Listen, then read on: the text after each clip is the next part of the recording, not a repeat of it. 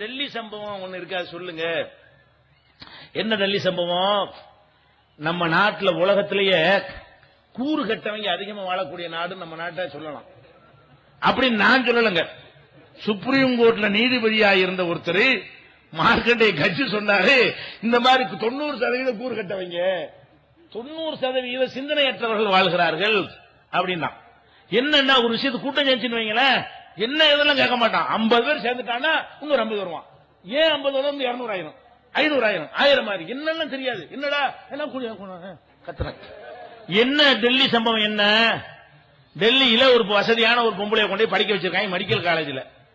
Medical காலேஜில் படிச்சுட்டு போக வேண்டியான இவன் என்ன சார் ராத்திரில வந்து ஆண் நண்பரோட சுத்துறான்.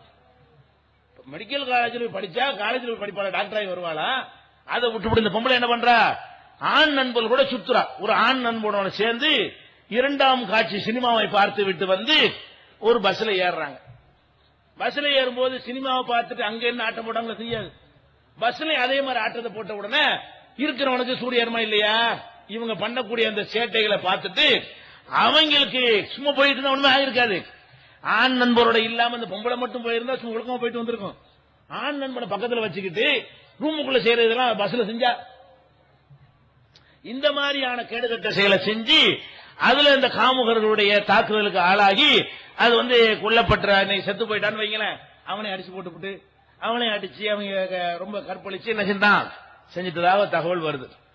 சரி, இது வந்து இது அவங்க அப்படி நடந்தாலும் இதை நம்ம நியாயப்படுத்த இயலாது. ஆனா இது இப்படிதான் நடக்கும். இந்த மாதிரியான சூழ்நிலைகள்ல நம்மை நாமே பாதுகாத்துக் கொள்ள முடியாது. ஒரு பஸ்லயும் 10 போலீஸா போட முடியும். ராத்திரி 1:30 மணிக்கு 2:30 மணிக்கு நீ பாட்டு பஸ்ல போய் ஏறுவ, அதுல ஏதாவது நடந்த போலீஸை குறை சொல்ல முடியுமா?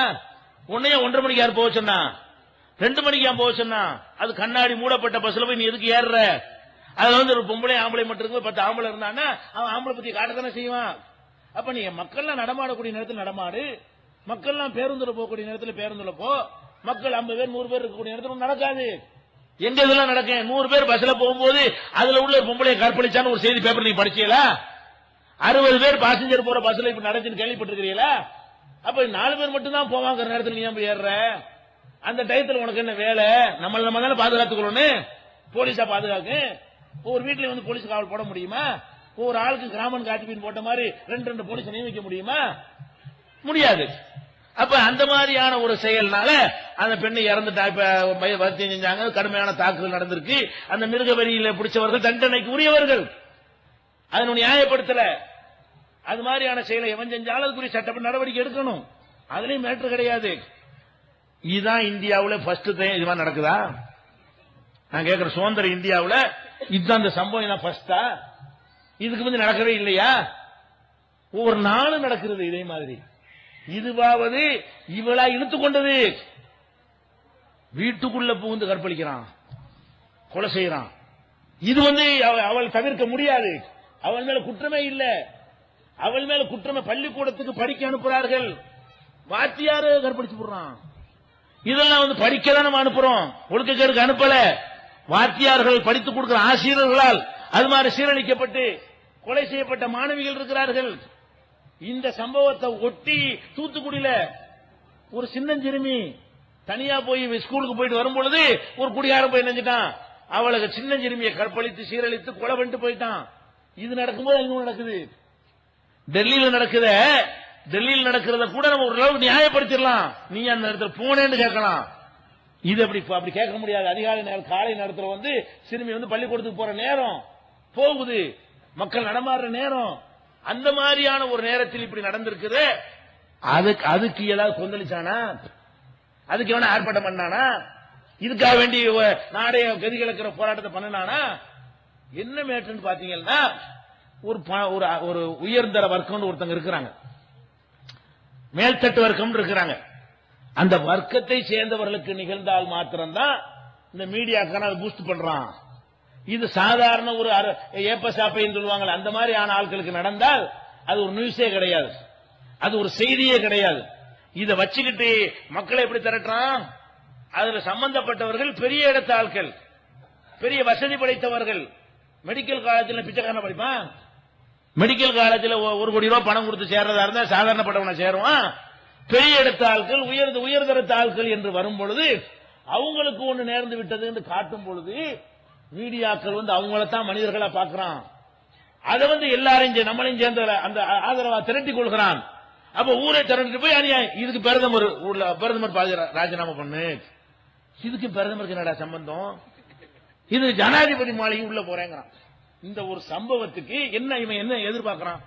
இந்த பெண் 1:30 மணிக்கு போகும்போது ஜனாதிபதி கூட போகணும்னு நினைக்கிறானா? என்ன கேட்கிறேன், ஜனாதிபதி ராஜினாமா பண்ணு, ஜனாதிபதி வரை முற்றுகையிடுறான். கட்சி அழகா சொன்னாரா இல்லையா? இவ்வளவு கூறு கட்டவங்க ஜாஸ்தி இருக்காங்க, எதுக்கு நீ தூக்கு தண்டனை கொடுங்கிறான். அட குற்றத்துக்கு தண்டனை அப்படி பிடிச்சு கொடுக்க முடியுமா? அவன் செஞ்சானா? அது உண்மையா? கற்பழிப்பு தான் நீங்க என்னத்தை கண்டீங்க? இப்ப வேற மாதிரி நியூஸ் வந்துகிட்டு இருக்கு. கற்பழிப்புலாம் கிடையாது. அந்த சேட்டை அந்த காம கொடூர வேலையை செஞ்சதை பார்த்துட்டு அடிச்சு கொண்டிருக்கிறாங்க. இப்படியா பொது இடத்து நடக்கிறதுன்னு சொல்லிட்டு நீ கற்பழிப்பு தான் என்று சொன்னால் மெடிக்கல் டெஸ்ட் பண்ணியா? அவனையும் பண்ணி சோதனை எடுத்து கெடுக்கப்பட்டிருக்காருன்னு ரெக்கார்டு காட்டினியா? அப்ப அதை நிரூபிக்கணும். அவன் தான் செஞ்சாங்க நிரூபிக்கணும். நீதிமன்றம் இருக்கு, சட்டம் இருக்கு, சட்டம் வந்து அதை விசாரிக்கும். செஞ்சாண்டு கன்ஃபார்ம் ஆன பிறகு பொய்யா கூட போலீஸ்காரன் என்ன செய்யலாம்?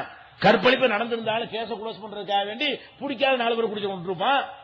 அவனை தூக்கு போடுங்கிறான். அப்ப என்னடா அவன் உனக்கு செஞ்சா ஒத்துக்குறியாடா? இது போலீஸ்காரன் வந்து இந்த 4 பேர் தான் 5 பேர் தான் கற்பழிச்சான்னு பிடிச்சா கரெக்டா இருக்குன்னு நினைக்கிறியா? பொய்யா அப்படி உன்னை கூட பிடிச்சிட்டு இருக்கலாம். நாளைக்கு யார வேண்டாலும் பிடிப்பானே. எவன் போலீஸுக்கு பிடிக்கலையோ அவனை கொண்டு இந்த கேஸ்ல சேர்த்து விட்டா தூக்கு தண்டனை இப்பவே கொடுக்குறாங்க. இப்ப அடுத்த போராட்டம் அந்த பொம்பளை இறந்து போன பிறகு அந்த 5 பேருக்கு உடனே தூக்கு தண்டனை கொடு. அப்ப போலீஸ்காரன் எம்எல்ஏ கேஸ் போட்டா தீர்ப்பாயிடுச்சு. கோர்ட்லாம் கழிச்சிருவோமா? நீதிமன்றத்தில் குளோஸ் பண்ணிடுவோமா? சட்ட புஸ்தகம் எரிச்சு போடுவோமா? போலீஸ்காரன் பிடிச்சி அங்கேயே தலையை சீவிரட்டுமா? சொல்லு எப்படியாவது. என்ன சொல்ல வர்றான் எல்லாரும்? இந்த மீடியாக்கள் வேணும். பத்திரிகை நடத்துறவங்க அறிவாளியா இருக்கணும், டிவி நடத்துறவங்க மூளை உள்ளவனா இருக்கணும். பரபரப்பு மக்களை தூண்டி விட்டு அப்படி பெரிய எத்தனை நாளுக்கு சொல்லிட்டு இருப்பாங்க தெரியல. இதைத்தான் டிவியை தொடர்ந்தா இதுதான் டாபிக். இதையே தான் காட்டி காட்டி காட்டி காட்டி பெரும்பாண்டமா என்ன செய்யறாங்க? காட்டுறாங்க. ஒவ்வொரு நாளும் இது நடக்கிறதுங்க. ஒரு நாளைக்கு 50 நடக்குது இந்தியாவில். இந்த மாதிரி கற்பழிப்புகள், கற்பழித்து கொலை ஒரு நாளைக்கு 50 நடக்கிறது. அப்ப மாணவிகளுக்கு நடந்தால் மாத்திரம், கல்லூரி படிக்கிற மாணவிகள் நடந்தால் மாத்திரம் மாணவர்களை திரளுவீங்க. சின்ன ஸ்கூல் படிக்கிற மாணவிகள் நடந்தா திரள மாட்டீங்களா? அப்ப மாணவர்களுக்கு என்ன மெண்டாலிட்டி இருக்கிறது? நம்ம ஏனோ மாணவர்கள் திரள்றாங்கிறான், மேல்தட்டெல்லாம் திரள்றாங்கிறான். நள்ளிரவுல சுத்தக்கூடிய கூட்டம் எல்லாம் திரளுது. 1:30 மணிக்கு ஊர் சுத்தின உரிமைங்கிறாங்களே, அந்த கூட்டம் எல்லாம் பதாகையை தூக்கிட்டு நல்லதான் சில பேர் கேட்கிறாங்க. கண்டிஷன் வாய முடிக்கிறாங்க. ஒருத்தன் கேட்டான், ஜனாதிபதியுடைய மகன் சக்கரணி போன வாயில, ஜனாதிபதியுடைய மகன் இருக்கான பிரணாப் முகர்ஜி மகன், ஒரு எம்பி, அவன் கேட்டான் ஒரு கேள்வி. இந்த போராட்டம் பண்ற ஆட்களை பாருங்க, இதெல்லாம் மாணவிகளா? இவங்களை பார்த்தா 4 புள்ள பெத்த மாதிரி இருக்கிறது. பவுடர் பூசிக்கொண்டு அழகா காட்சியளிக்கிறார், இயற்கையான அழகா காணா. மாணவிகள் போர்வையில் இருக்கிறார்களே, இவங்க வந்து மாணவிகளா? இப்படி கேட்டுவிட்டான். உண்மைதான், அது பார்த்தீங்கன்னா தெரியும். 55 வயசா மாணவியா இருப்பா? 55 வயசு காரி பவுடர் லிப்ஸ்டிக் அடிச்சுக்கிட்டு லிப்ஸ்டிக்கோட போராட்டம். போராட்டத்துக்கு லிப்ஸ்டிக்கா உனக்கு? போராட்டத்துக்கு வரும்போது ரோஸ் பவுடர, போராட்டத்துக்கு வந்தா வேற்று விறுவிறுத்து கொந்தளித்து காட்டுறதை விட்டுட்டு அதுல அந்த ட்ரெஸ் பார்த்தாலே என்ன இருக்குது? அந்த டிவியில காட்டுவாங்கிறதுக்காக வேண்டி செலக்ட் பண்ணி ட்ரெஸ் அணிந்து கொண்டு அது மாதிரி அதை பார்த்து டிவியில பார்த்து ரசிக்கணுங்கிறதுக்காக வேண்டி அந்த போராட்டத்துக்கு கேட்டப்பட்டான். அந்த முடிவுன்னு பிடிச்சு விட்டாங்க எல்லாரும். அவன் மன்னிப்பு கேட்டான், நானும் மன்னிப்பு கேட்க மாட்டான். அவன் மன்னிப்பு கரெக்டா சொன்னான், கரெக்டா சொல்லிட்டு மன்னிப்பு கேட்டு தொலைச்சு விட்டான். அப்ப இது பார்த்தனால அறிவாளிகளுக்கு தெரியுது நேர்மை எடுபட மாட்டேங்குது, வாயை திறக்க முடியல. இந்த இன்னைக்கு சொன்னாதால் மதுரை ஆதீனம் நமக்கு பிடிக்காதான் அவரு மதுரை ஆதீனம் இருக்காரு, அருணகிரிநாதர், அவர் நினைஞ்சாரு இதெல்லாம் உன்னிப்பா கவனிக்கிறார். நாட்டு எல்லாத்துக்கும் காரணம் வந்து பொம்பளைங்கிற ட்ரெஸ் தான் காரணம். முஸ்லிம் பெண்கள் எப்படி தங்கள் கணவன்மார்களுக்கு மாத்திரம் உரியவர்களாக இருக்கிறதை காட்டும் விதமாக புர்கா அணிகிறார்களோ, இந்து மதத்து பெண்களும் புர்கா அணியணும் தரவர் நேற்று சொல்லிவிட்டார். சொன்னா ஒரு 50 பேர் போய்கிட்டு முற்றுகையிட போறாங்களாம் மதுரை ஆதீனத்தை. யார் 50 பேர் கேட்டா மாதர் சங்க இயக்கம் என்னது, மாதர்களுக்கு குரல் கொடுக்க போறாங்களாம். எப்படி நீ சொல்ல போச்சு? நாங்க திறந்து போட்டு போறத நீ எப்படி நீ மறைக்க சொல்லலாம்? கேடுகள் உங்க இந்த மாதிரி ஆட்கள் இதுல நடக்கிறது. அவன் அழகா பாக்குறான், முஸ்லிம் பெண்களுடைய இந்த உடையினால் அவங்களுக்கு கண்ணியம் இருக்கிறது, அவங்களுக்கு பாதுகாப்பு இருக்கிறது. இந்த மாதிரி கற்பழிப்புகள் எல்லாம் நடத்த ஒருத்தனுக்கு சிந்தனை வராது. பார்த்தாலும் என்ன செய்வான், அப்படி செய்யறான். அதாவது பார்த்து விட்டு கெட்டவனுக்கு சைத்தான் அந்த எண்ணத்தை போட மாட்டான் என்பதற்கு தான் இந்த சட்டம் அல்லாஹ் குர்ஆன்ல சொல்லி காட்டுறான். அந்த ஒரு பாதுகாப்பை என்னென்ன சட்டங்கள்லாம் போட்டு பார்த்துட்டு அந்த ஆதினை கரெக்டா சொல்லிவிட்டார். இப்படி வார்த்தையும் சொல்றாரு, முஸ்லீம் சமுதாய பெண்கள் எப்படி புர்கா போடுகிறார்களோ அந்த மாதிரி எல்லோரும் போட்டால் இது மாதிரியான சம்பவங்கள் நடக்காது. எது நடக்காது? அவளா விரும்பி ஒருத்தி கெட்டு போன அது ஒரு விஷயம். காம கொடூரனுடைய கையில சிக்கி சீரழிந்து நாசமாகி நாளைக்கு காட்டி கொடுத்துடக்கூடாது, கொலையும் பண்ணிவிடுறான். எது கொலை பண்றான் தெரியுமா? ஒரு பெண்ணை கற்பழிச்சிருவான். முடிஞ்ச பிறகு என்ன செய்வான்னு கேட்டா, இவ போய் சொல்லிவிட்டா, யாருக்கா தெரிஞ்சிட்டா, ஊரை தெரிஞ்சு வந்துட்டா, போலீஸ்காரன் பிடிச்சிட்டா, காலி பண்ணிரு. எது காலி பண்றான்? கற்பழிப்போடு நடக்காது, நிக்காது. கற்பழித்த பிறகு தன்னை காத்துக் கொள்வதற்காக இந்த பெண் சாட்சியாக இருக்கக்கூடாது என்பதற்காக உடனே அறுத்து கொலை செஞ்சுட்டு ஓடி போயிடறான். இதுக்கெல்லாம் என்ன காரணம்? எல்லா அறிவாளிகளும் சொல்றாங்க, இந்த உடைதான் காரணம். இந்த மாதர் சங்கம் போராட்டம் நடத்திவிட்டு மதுரானது பதில் சொல்றாங்க. அந்த பதிலுக்கு முன்னாடி போன வார உணர்வுல பதில் கொடுத்திருக்கிறோம். என்ன பதில சொல்றாங்களோ அந்த பதிலுக்கு என்ன இருக்கு? போன வார உணர்வுல அட்வான்ஸ் பதில கொடுத்துட்டோம். என்ன பதில்? இவர்கள் பெண்களுடைய ஆடையினாலதான் கற்பழிப்பு என்று சொல்கிறார்கள். அப்ப ஏன் சிறுமிகளை கற்பழிக்கிறாங்க? அப்ப ஏன் 75 கிழவியை கற்பழிக்கிறாங்க? அவங்க எல்லாம் ஆடையா காரணம், கவர்ச்சியா காரணம், அது சொல்ற தப்பு. இது எப்படி? இது அறிவுள்ள வேணா பேசுவானா? இப்படி இது காரணம்னா பெரும்பாலும் இது காரணம்னு அர்த்தம். இப்ப ஒருத்தன் செய்யறான், சிகரெட் குடிக்காதீங்க, பீடி குடிக்காதீங்க, கேன்சர் வரும். அப்ப பீடி குடிக்கல, அவனுக்கே வந்துச்சு. பீடி குடிக்காம ஒருத்தன் வந்திருக்கும்ல, பீடி குடிக்காத ஒருத்தனுக்கு கேன்சர் வந்திருக்கும்.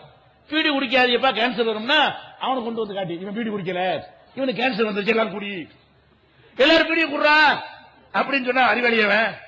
பீடி குடிக்கிறவங்க கேன்சர் வரும்னா வாய்ப்பு ஜாஸ்தி. பீடி குடிக்காதவனுக்கு வரும், பீடி குடிக்கிறவனுக்கு வராம இருக்கும். இது எப்படி பார்க்கணும்? 100 பீடி குடிக்கிறவன் 100 பீடி குடிக்காம கொண்டு வா. எப்படி கணக்கு பார்க்கணும்? பீடி குடிக்கிற 100 பேர், பீடினா சிகரெட் இல்லன்னா சூட் இல்லன்னா, பீடி குடிக்கிற 100 பேர், பீடி குடிக்காத 100 பேர், 2 பேரை வச்சுக்கிட்டு இதுல எடுத்து பாத்தீங்கன்னா அதுல 50 பேருக்கு கேன்சர் வரும், இதுல 4 பேருக்கு வரும். என்ன கணக்கு? அர்த்தம் என்ன? அதுல 100 பேர் 100 பீடி குடிக்கிறவன் 100 ஒரே வயசுல ஒரே ரேஞ்சில் எடுத்துக்கணும். 30 வயசு, அதுக்கு அந்த பக்கம் கிழவனா போட்டக்கூடாது. சமமான வயசுல உள்ள ஒரு அங்கிட்டு 100 இங்கிட்டு 100 எடுத்து வைத்துக் கொண்டு அவனை ஆய்வுக்கு உட்படுத்தினால் புகைப்பிடிக்கிற 100 பேர்ல 50 பேருக்கு கேன்சர் இருக்கும். மீதி 50 பேருக்கு காரணம் என்ன? அந்த கேன்சரை எதிர்த்து போராடுற அளவுக்கு உடல்ல சக்தி இருந்திருக்குது, அதனால அவனுக்கு வரல. ஆனா கேன்சருடைய வேலை நடக்குது, எதிர்த்து போராடுற அளவுக்கு அவனுடைய உடல்ல சில ஆற்றல்களை எல்லாம் எக்ஸ்ட்ரா சில பேர் கொடுத்திருப்பான், அதனால அவனுக்கு வரல. இந்த 100 பேர் எடுத்து பாத்தீங்கன்னா 100ல 4 பேருக்கு தான் வந்திருக்கும். அப்ப என்ன கணக்கு? இது பிரதானமான இதுதான் கால்குலேஷன். அதே மாதிரி இந்த கற்பழிப்புகளை ஒழுங்கு ஆடை அணிந்துகிட்டு போற ஒரு 100 புர்கா போட்ட பெண்களை கொண்டா வை. நீ வந்துகிட்டு டி ஷர்ட்டை போட்டுக்கிட்டு ஜீன்ஸை போட்டுக்கிட்டு டைட்டை போட்டுக்கிட்டு எல்லாத்தையும் இதை காட்டுற மாதிரி போறிய, அப்படி 100 பேரை கொண்டுட்டு வா. இப்ப எடு, பாலியலுக்கு ஆளான எத்தனை பேர் எடு, அதுல 50 ஆகும், இதுல 2 ஆகும். இதுதான் கணக்கே தவிர அறிவாளி இப்படித்தானே புரிஞ்சுக்கிறேன். ஒவ்வொரு தீமைக்கு அர்த்தம் என்ன இப்படிதான் வழங்கிக் கொள்ள வேண்டும். இப்படி விளங்குறத விட்டுவிட்டு அப்ப சின்ன பிள்ளை என்ன அது என்ன ட்ரெஸ் போட்டுச்சு, அதுல என்ன கவர்ச்சி இருந்துச்சு, அது மிருகம் நிறைய பேர் இருப்பான், மிருக ஜாதி உள்ளவன் அப்படி நடக்கிறவன் யார வேண்டாலும் கற்பழிப்பான். அவனை விட்டு கற்பழிக்கிற எண்ணெய் இல்லாதவனை இது மாத்துமா இல்லையா? இவன் யாருக்கு சொன்ன? மிருகத்துக்கு இந்த பொம்பளை உதாரணம் காட்டி பேசுறாங்க. மாதிரி இயக்கங்கள்லாம் மிருகமா இருக்கிறவன் கிளவியும் கற்பழிப்பான், அவங்க எல்லாம் தெரியாது. தண்ணி அடிச்சு போதையில் இருக்கிறவன் 5 வயசு பிள்ளைய சீரழிப்பான், அதெல்லாம் அவனுக்கு தெரியாது. நாம் சொல்வது நல்லவன் நம்ம வேலை கொண்டு போய்கிட்டு இருப்போம். அப்படி போய்கிட்டு இருக்கும் பொழுது ஒரு பெண்ணு ஒழுங்காக மறைத்து நல்ல ஒரு பேரழகி கட்டுடல் கொண்டவள் புர்கா அணிந்து கொண்டு வர்றா, இவன் பாட்டு சும்மா போயிட்டே இருப்பான். சரியா? அதே இன்னொரு பேரழகி இருக்கா, கட்டுடலா வர்றா, எல்லாமே தெரிகிற மாதிரி ஒரு டைப்பா வர்றான்னு வைங்களேன், இவன் என்ன செய்வான்? இதுதான் கேள்வி. இவன் வரும்போது போய்கிட்டே இருக்கிறவன் அவன் வரும்போது என்ன செய்யறான்? ஒரு மாதிரியா பாக்குறான், பாக்குறதோடு நின்றுவான். இப்ப கூட்டமா இருந்தா உத்தரம் இல்லைன்னா கிட்ட போவான், யாருமே இல்லைன்னா என்ன சொத்திக்கிட்டு ஒழிச்சிருவான். இவனா இல்லையா? அப்ப நம்ம என்ன கேட்கிறோம்? இது சிறுமியை கற்பழிக்கிறது கிழவியை கற்பழிக்கிறது நடக்கிறது. அதனால எப்படி எல்லாம் ட்ரெஸ் பண்ணலாம் நடத்தமா? ட்ரெஸ்ஸும் காரணமா இருக்குமா இல்லையா? பெண்களுடைய நான் என்ன சொல்றேன்,